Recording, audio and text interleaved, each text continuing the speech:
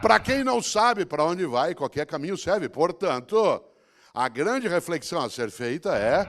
Uma das coisas mais importantes da vida é a capacidade de não desistir quando o objetivo é sólido. Quando eu quero algo, eu preciso ir buscar. Não significa que eu vou fazer isso para sempre, porque aí seria tolice, obsessão, seria uma forma de distorção mental. Mas alguém que quer algo, vai procurá-lo. E às vezes vai ter que fazê-lo por muitas e muitas vezes. E ao fazer isso, está demonstrando inteligência focal. Afinal de contas, há uma diferença entre ser flexível e ser volúvel. O volúvel é alguém que muda toda hora. Flexível é alguém que é capaz de alterar a rota depois que tenha fundamentos para isso. Por isso, eu admiro mesmo, uma pessoa que tem a clareza do que deseja e não desiste. Afinal, não existe fracasso no insucesso, o fracasso está na desistência. Ninguém fracassa quando não obtém sucesso, mas isso sim quando desiste após não ter obtido o sucesso. Claro que eu não vou desistir, né, por qualquer coisa, mas também não vou persistir por qualquer coisa. Machado de Assis dizia uma coisa maravilhosa. Ele dizia, nem sempre recuar é fugir. Nem sempre recuar é fugir. Pode ser que eu tenha que alterar minha rota e ir para outra atividade, mas só depois de eu esgotar todas as minhas energias naquilo que de fato é o meu foco. Uma pessoa só deve desistir de um projeto quando ela, tendo esgotado as forças que desenvolveu para atingir aquilo, percebe que essas forças que ela tem como capacidade não são mais suficientes. Alguém que várias vezes faz o vestibular e nota que já esgotou aquilo que era a sua condição, tem que alterar a rota. Não há um único caminho na vida. A vida é plural. E essa pluralidade, ela não pode ser colocada no campo da obsessão. O que é uma pessoa obsessiva? É aquela que não consegue mudar. Afinal de contas, coerência contínua num mundo de realidade que muda é sinônimo patológico. Para quem não sabe para onde vai, qualquer caminho serve. Para quem não sabe para onde vai, qualquer caminho serve. Portanto, a grande reflexão a ser feita é para onde a gente quer ir. Com as nossas opções, nossas escolhas, numa vida que até pode ser curta, né, mas não precisa ser pequena de maneira alguma. E aí quando a gente imagina grandes cientistas como Darwin, aliás, muita gente ensina às gerações mais jovens algo muito perigoso, diz, como disse o Darwin, a sobrevivência do mais forte. Você não vai encontrar isso desse modo na obra de Darwin. A origem das espécies está escrito na forte luta pela vida, a sobrevivência do mais apto. O que é muito diferente.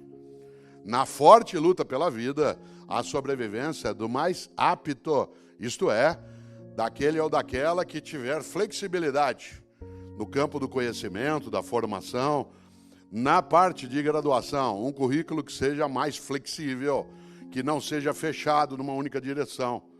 Que a gente não esqueça que nos tempos que nós estamos vivendo, ainda bem, não há uma correlação imediata entre carreira e graduação.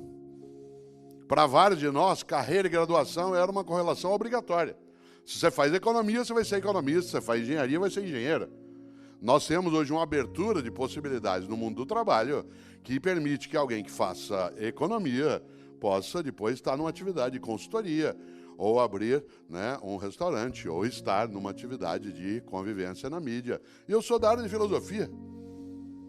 Vocês imaginem o número de atividades que eu tenho. Além de professor e escritor, eu também sou comentarista de rádio, de televisão, faço consultoria, né, eventualmente sou capaz, né, até de opinar sobre coisas que eu não entendo, né? O que é um valor alto. Ai, que coisa boa.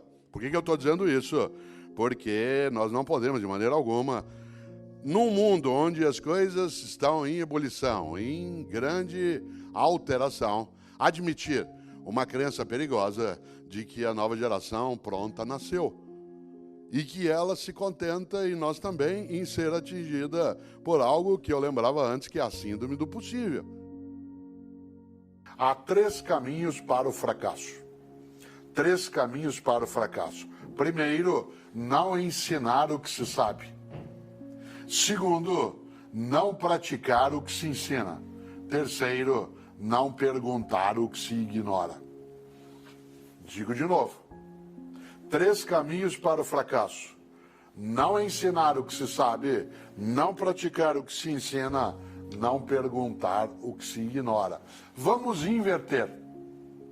E nos novos tempos que trazem para nós a urgência e a emergência de novas atitudes, nós temos que trabalhar isso do modo positivo. Há 3 caminhos para o sucesso. Ensinar o que se sabe, isto é, generosidade mental. Segundo, praticar o que se ensina, isto é, coerência ética.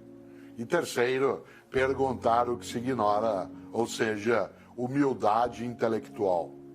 Essas são 3 trilhas virtuosas para o êxito. Generosidade mental, coerência ética e humildade intelectual. Generosidade mental, repartir o que sei para dar mais potência para quem está à minha volta, em vez de guardar só para mim e ficar só eu fortalecido e enfraquecer o grupo e fazer com que ele perca energia. Generosidade mental é a forma da partilha. Coerência ética, praticar o que ensino. De nada adianta eu não ter autenticidade, isto é, dizer uma coisa e fazer outra.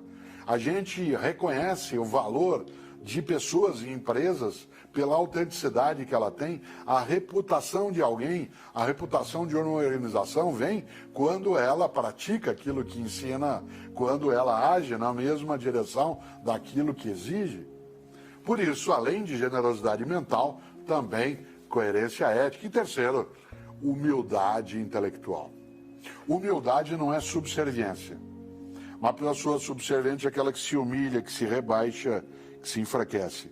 Uma pessoa humilde é aquela que sabe que não sabe tudo. Aquela que sabe que não é a única que sabe. Aquela que sabe que a outra pessoa sabe o que ela não sabe. Aquela que sabe que ela e outra pessoa saberão muita coisa juntas. Aquela que sabe que ela e outra pessoa nunca saberão tudo que pode ser sabido. Por isso, num mundo em que há emergência de múltiplos paradigmas, o vir à tona de outros modos de fazer, nós temos de ter a iniciativa de pegar a transformação também nas nossas mãos e com humildade, com coerência e com generosidade, construir um futuro para todas e todos, à nossa volta e entre nós, que seja mais fértil, que seja mais vitalizado, que tenha mais saúde